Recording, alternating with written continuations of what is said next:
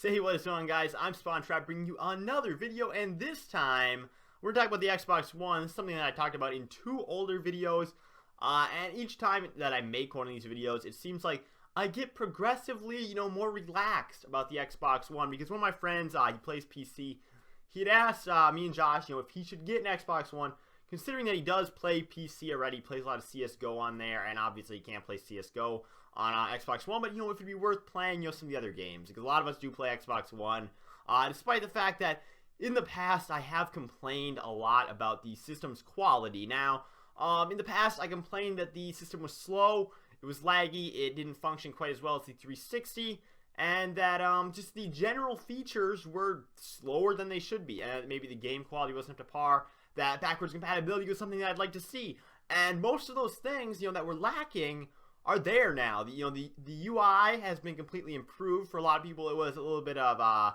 maybe shocking. It was too much of a change for them. Maybe for me at first it was. But if you're to buy an Xbox One now and you're just to jump into this UI the way it is, I think you can learn it pretty quickly.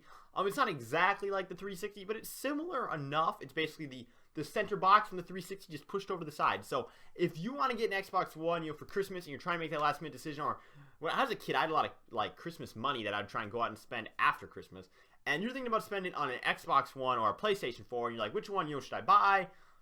It's hard for me to say, which one is better. The subscription cost, the PlayStation 4 is cheaper, but maybe the network reliability still isn't, and I'm going to get flamed for this, it still isn't quite as good as on Xbox Live. And despite the fact that I have 1 bar connection, I have internet so slow I can't even live stream, I do get pretty good connection to Xbox Live, to Xbox Live in general. And, my playability as far as finding games, especially on Black Ops 3, is really good. I consistently can find games. People have complained about that kind of thing. And despite the fact that DLC is delayed on Call of Duty, that's still something that stops me and makes me think that, I should go out and buy a different system. If you do buy a PlayStation 3, and they are still $300 or even $350, and it does come bundled with Battlefront, that's a game that you want, that's probably a good purchase. Otherwise, I know that most of the Call of Duty, or the Xbox ones, come with Gears of War, so that's a little bit cheaper game. That's like a $40 game. So that one is going to be at a discounted price. Sorry, I just burped there.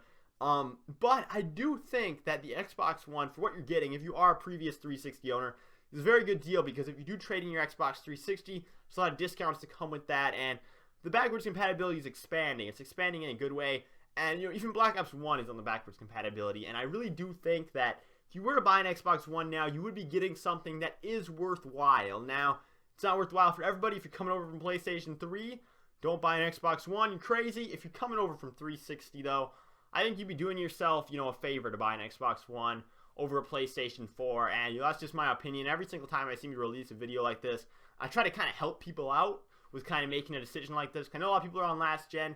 A lot of people are going to want to get up to a new gen system this year. It's already been, 2 years, and if you've missed this far into the, the cycle, you've already seen that the 360 and the PlayStation 3 are behind. Look at Black Ops 3, and you're missing an entire, campaign from the game, because, last gen is just slipping so much further behind. The graphics are terribly different, and you just got to get a new gen system if you really want to keep playing. I don't know how long servers are going to be online for last gen, so definitely you want to get a new gen system of some kind. Whichever one you do decide to choose is up to you. I don't want to start conflicts or anything like I seem to in the past, but I just think that if you're a 360 user, the Xbox One is a good buy, especially at the price point. It seems to hold steady at $300, while the PlayStation 4 was at $300. Seems to bounce back up to $350 now as we get closer to Christmas. So if you do have Christmas money and you want to buy a next gen system, or you got a PlayStation 4 and you're thinking about exchanging it for an Xbox One, or vice versa, even if you got a Xbox One, you're thinking about exchanging it for PlayStation 4, I don't think you can go wrong. I really don't think you can go wrong. I think they're both good, but they each have different perks, obviously, depending on which system you're coming from, in my opinion, or how much Call of Duty does mean to you. If you're into the competitive scene, obviously you want to be in PlayStation 4. So, I don't think the whole teams being structured around consoles thing is a big deal anymore in the sniping community, at least as much as it seemed to used to be. So if you're into competitive, that'd be the only real reason why Call of Duty, I think, would pull you into one system more than the other, unless you are the most dedicated DLC buyer ever. So those are my opinions on the Xbox One in 2015. Hopefully you guys enjoyed this video. I have my old two linked down in the description if you want to check those out, see my old opinions and how they've kind of changed over time. I'm Spawntrap, and I will see you in the next video.